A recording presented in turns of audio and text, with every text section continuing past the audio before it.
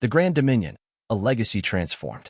In a world where appearances still govern perceptions and outcomes, an elderly couple made their way toward an opulent establishment, unaware of the storm they were about to unleash. It was not simply an anniversary getaway. It was a mission of truth, justice, and legacy. Benjamin and Eleanor Harrison had been married for 54 years. At 78, Benjamin stood tall with a quiet dignity. His tailored midnight blue suit was impeccable, his polished shoes clicking steadily against the marble walkway as their chauffeur opened the door. Though his hair had long turned silver, his posture remained straight and commanding, a remnant of his military years still present beneath the calm exterior. Beside him, Eleanor adjusted the sleeve of her elegant plum dress, her silver hair pinned neatly beneath a stylish hat. She leaned gently on her walking cane, a necessity since her knee replacement the previous spring, but there was grace in her movement and resolve in her eyes. As they stepped out of their town car, they faced the Grand Dominion Hotel, a majestic structure of historic importance. For over a century, its stone columns and gilded embellishments had made it the jewel of the city skyline. But beneath its gleaming chandeliers and marble floors lay a legacy far less pristine.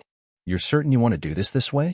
Eleanor asked, tightening her hold on Benjamin's arm. "We've talked about this," Benjamin replied, glancing at his wife with the patient expression of a man who had won battles not with weapons, but with wisdom and strategy. "If they knew who I was, they'd scramble to clean house. I need to see them for who they really are." A small smile curved on Eleanor's lips. "Ever the strategist.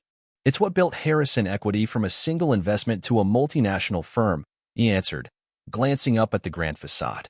"From your mother's $1,000 loan," she reminded him. Benjamin nodded. "Which we repaid with interest within a year." They paused briefly at the steps, the sun catching the glass panes in the grand windows. For Benjamin, this property was more than a financial asset. It was personal. 28 years earlier, the Grand Dominion had denied hosting their daughter Camille's wedding reception.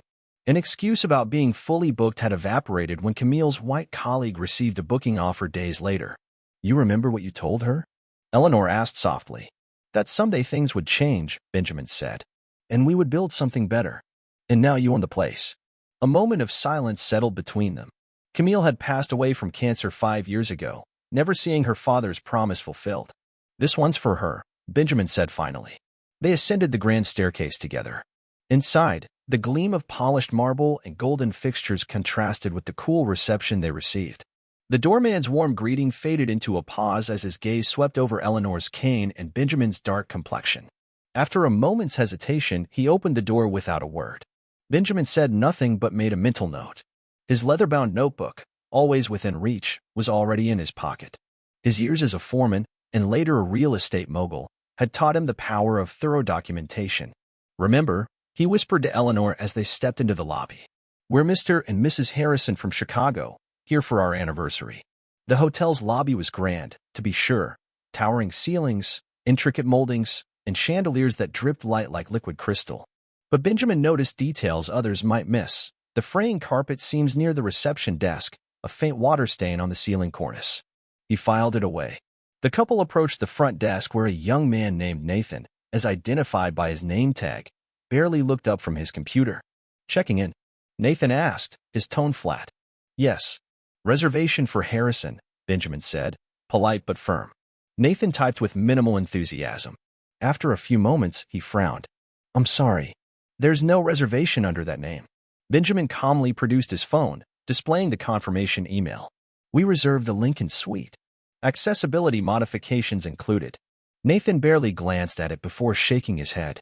"That suite's unavailable. We might have a standard room." As the conversation unfolded, another figure approached, Gregory Langston, the general manager.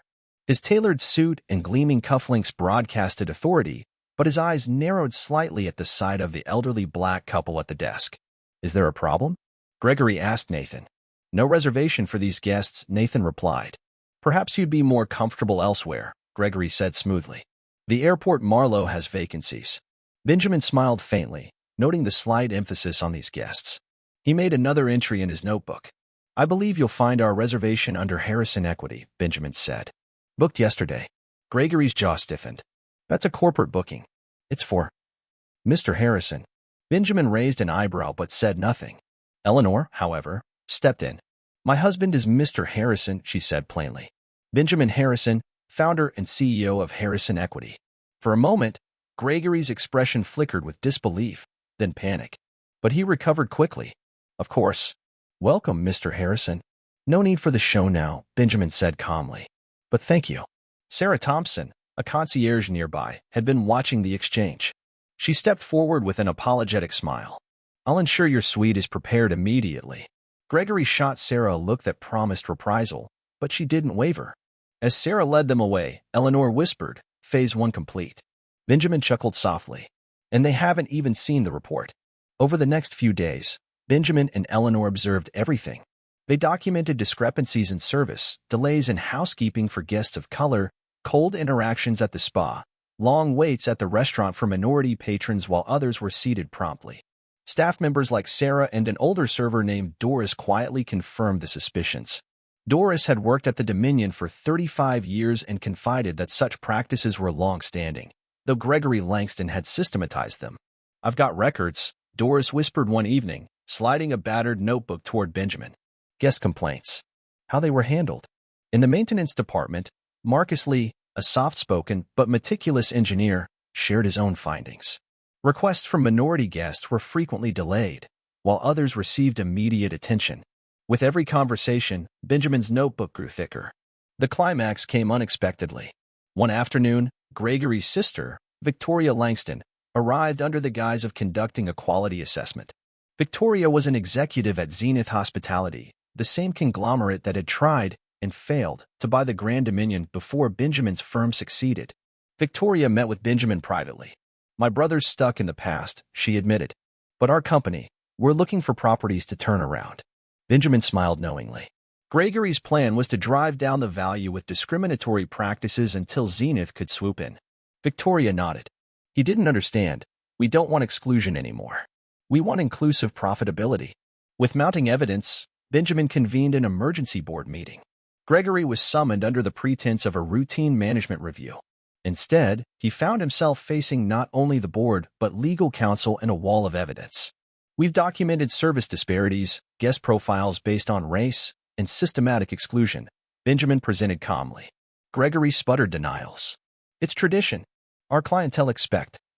What they expect, Benjamin interrupted, is irrelevant. What's legal and just is. With testimonials from Doris, Marcus, Sarah, and others, along with data harvested from old servers Marcus uncovered, Gregory's fate was sealed. He was terminated immediately. The Grand Dominion underwent sweeping reforms. Eleanor chaired the new Diversity and Inclusion Council. Sarah was promoted to assistant manager. Doris became director of guest relations. Marcus took over facilities and ADA compliance. The reservation system was overhauled, discriminatory databases erased, and a new culture took root. Apologies were issued. Restitution was made.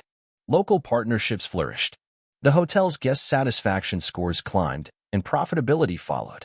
6 months later, Benjamin stood beside Eleanor in the newly named Camille Harrison Garden, a tribute to their daughter and a symbol of growth. You think she'd be proud? Eleanor asked. Benjamin nodded. We didn't just buy a building. We changed a legacy. They turned toward the entrance as a young family entered the Grand Dominion, welcomed without hesitation, served with dignity.